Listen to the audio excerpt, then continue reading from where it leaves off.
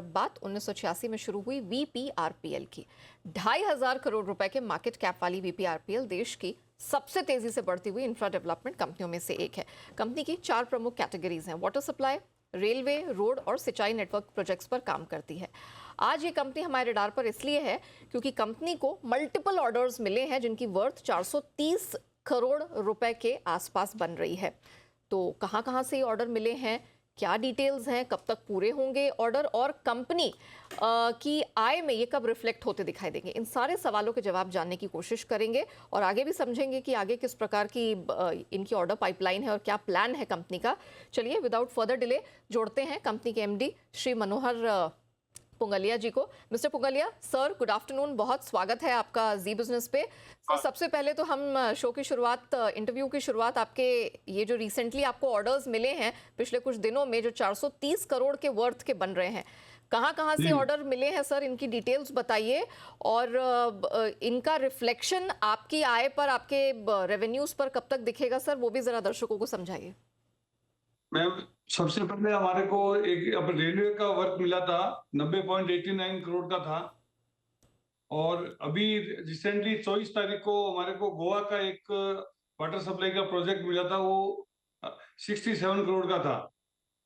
और एक अभी हमारे को जो परसों ऑर्डर हुआ है वो वाटर सप्लाई प्रयागराज का है, जो 273 करोड़ का है।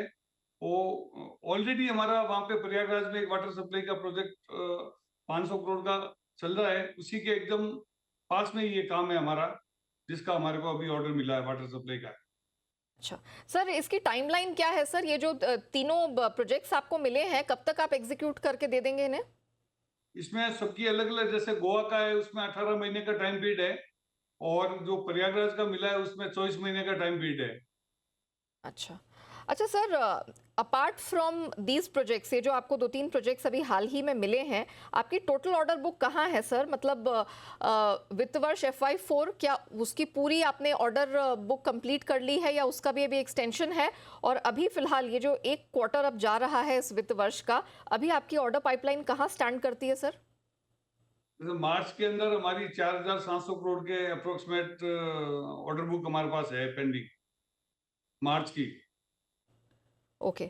और सर इसमें और कौन कौन से बड़े ऑर्डर्स हैं जो इस क्वार्टर में जुड़े होंगे, अगर आप बता सकें? इस क्वार्टर के अंदर अभी ये 3 ऑर्डर ही हुए, क्योंकि इससे पहले तो इलेक्शन का टाइम था। जी। इलेक्शन के बाद में ये 3 ऑर्डर हमारे को अभी नहीं मिले हैं। अच्छा, ओके। और इन सब की जो एग्जीक्यूशन आपने बताया कि 18 महीने की 24 महीने है, तो अगले 1 से 2 साल में ही इनकी एग्जीक्यूशन है, ये जो 4,700 करोड़ की आप बात कर रहे हैं, ठीक है। वो अच्छा तो सर, प्लानिंग करती है काम करने की। ओके। अच्छा सर, अब हम सेगमेंट वाइज जाएंगे। आप 4 प्रमुख सेगमेंट्स में वीपीआरपीएल काम करती है, तो ज़रा अब मुझे सेगमेंट वाइज बताइए कि आपकी ऑर्डर बुक कहाँ स्टैंड करती है। मतलब आपका road, railway, water, waste treatment, सबका ब्रेकअप सर ज़रा बता दीजिए। हमारा अभी जो वाटर सप्लाई के अंदर है वो 77% के आसपास है, ओके। और रेलवे के अंदर 15% के आसपास है, हम्म। और रोड के अंदर 3% के आसपास है, और अदर है जो अपने 4% के आसपास है हमारा। अच्छा, ओके। तो मतलब हम ये कहें कि अभी वाटर एंड सैनिटाइजेशन जो प्रोग्राम है वो उसका पलड़ा यहाँ पर भारी है। उसमें सेगमेंटल रेवेन्यू के लिहाज से आपके लिए सबसे बड़ा वाटर एंड वेस्ट ट्रीटमेंट हो जाता है, सैनिटेशन प्रोग्राम हो जाता है। जो ये तो सब में बराबर ही है ऑलमोस्ट, हमारे हिसाब से अभी इतने टाइम से हम देख रहे हैं ना, तो इसमें सब में बराबर ही है ग्रोथ हमारी। ओके सर, गोइंग फॉरवर्ड फिर रेवेन्यू मिक्स क्या रहेगा? अभी जैसे ये 4 सेगमेंट्स है, इसमें अलग अलग टाइम पे आपको प्रोजेक्ट्स मिल रहे हैं, गोइंग फॉरवर्ड किस तरह का रेवेन्यू मिक्स आप टारगेट कर रहे हैं यहाँ पे? इसमें रेलवे का थोड़ा सा अच्छा रहेगा हमारे लिए। ओके। कोई प्रोजेक्ट्स हैं जिन पे बातचीत जारी है, जिसमें आपको लगता है कि कुछ यहाँ पर और प्रोजेक्ट्स हैं जो इस वित्त वर्ष में आपको मिल सकते हैं? कोई बातचीत जारी है रेलवेज में? बिल्कुल, हमारे अभी हमने करीब 3,500 करोड़ के टेंडर भर रखे हैं, और ऐसे अभी हमारा करीब ऑलमोस्ट 17% का सक्सेस रेशियो है। अच्छा, हाँ। Okay okay. अच्छा सर, मैं देख रही थी, अब मैं स्टेट वाइज डिस्ट्रीब्यूशन अगर देखूं आपके रेवेन्यूज़ के हिसाब से, तो राजस्थान आपके लिए प्राइम फोकस एरिया हो जाता है। सर बाकी स्टेट से आपका कितना रेवेन्यू आ रहा है, और गोइंग फॉरवर्ड कोई जोग्राफिकल कोई एक्सपेंशन प्लान है दूसरे स्टेट्स में, रीजन्स में? इस क्वार्टर के अंदर अभी हमने गोवा का राज्य अब के हमारा ऐड हुआ है। ये पहला टेंडर ही हमको गोवा का मिला है। और ऐसा देखा जाए, अभी अभी राजस्थान के अंदर हमारा 37% ही है स्टेक, और उत्तराखंड के अंदर 22% है हमारा स्टेक, अच्छा। और ओके। एमपी के अंदर भी 12% के आसपास है हमारा स्टेक। तो अच्छा। अब तो हम सब में फोकस कर रहे हैं। हाँ हाँ। ओके। अच्छा सर, अब ज़रा थोड़ा आपके वाटर सप्लाई प्रोजेक्ट्स के बारे में बात करेंगे। कोई स्पेसिफिक टाइप के वाटर सप्लाई प्रोजेक्ट्स हैं सर जो कंपनी ने सिक्योर किए हैं अभी इस पहले क्वार्टर में? अभी जून तो ख़त्म हो जाएगा, तो पहला quarter is coming to an end, तो कोई स्पेसिफिक वाटर सप्लाई प्रोजेक्ट्स हैं जो कंपनी के हाथ लगे हैं? ये जो अभी प्रयागराज का है, वो ये वाटर सप्लाई का ही प्रोजेक्ट है इसमें। हाँ नहीं, उसके अलावा मतलब यही आपका? अभी अच्छा। अभी हमारे को जो 3 प्रोजेक्ट ही मिले इस क्वार्टर में, हाँ। जिसमें एक गोवा का है, वो भी वाटर सप्लाई का है, और एक रेलवे का है। ओके। क्योंकि मैम अभी ये आचार संहिता अभी खत्म हुई है, जी।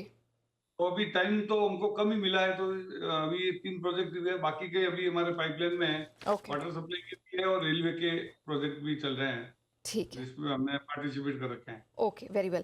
अच्छा सर, ये रॉ मटेरियल के फ्रंट पर कैसी स्थिति है सर?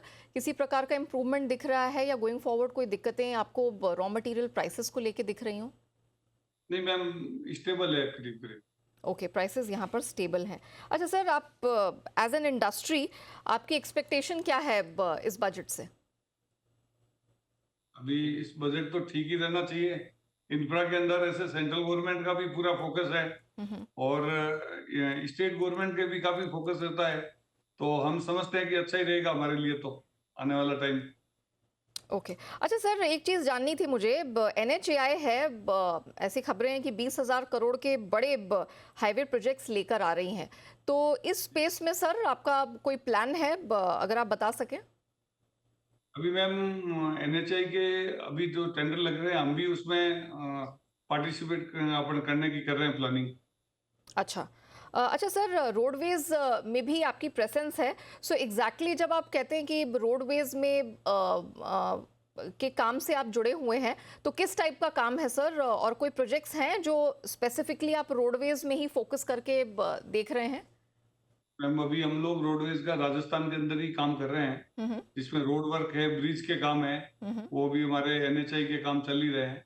और अब आगे भी इसी में हमारा थोड़ा फोकस रहेगा। ओके। तो ये सर इसी वित्त वर्ष के प्रोजेक्ट्स हैं, क्या वर्थ है उसकी, उसकी ऑर्डर बुक में प्लेसमेंट कहाँ है सर?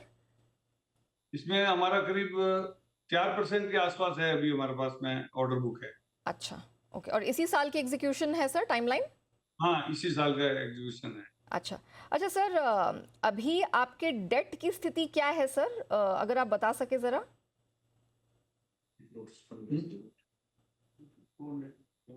टोटल डेट आपका टू कहाँ स्टैंड करता है? 200 करोड़ है फंड बेस। 200? ओके, क्योंकि मेरे पास जो डिटेल है उसके हिसाब से आपकी टोटल डेट 4,241 करोड़ के आसपास बन रही है एज ऑन 31 मार्च। नहीं मैम। ओके। सर, तो अब ये जितना भी डेट आपका बचा है, इसको रिड्यूस करने का गोइंग फॉरवर्ड क्या प्लान है सर? इसका तो मैं बता दूंगा आपको बाद में। अच्छा, ठीक है, नो प्रॉब्लम। हाँ। सर एक आखिरी सवाल सर, इस वित्त वर्ष के लिए क्या आउटलुक, क्या गाइडेंस आप देना चाहेंगे? जो मैम अभी हम लोग जो हमारा 3 से 4 साल का जो एवरेज अभी चल रहा है, उसी के हिसाब से हम लोग ग्रोथ करेंगे इसमें। ऑलराइट। और अच्छी ग्रोथ रहेगी आगे भी, जो इस आ रहे हैं टेंडर्स, उस हिसाब से अच्छी ग्रोथ रहेगी ma'am. Alright. Manohar sir, thank you so much आज हमारे साथ जुड़ने के लिए, और कंपनी की योजनाओं के बारे में और जो करंट प्रोजेक्ट्स हैं उनकी पूरी डिटेल देने के लिए आपका बहुत बहुत धन्यवाद। इसी के साथ रुकते हैं एक छोटे से ब्रेक के लिए। ब्रेक के बाद जब लौटेंगे, खबरों का सिलसिला जारी रहेगा। बने रहिए जी बिजनेस के साथ।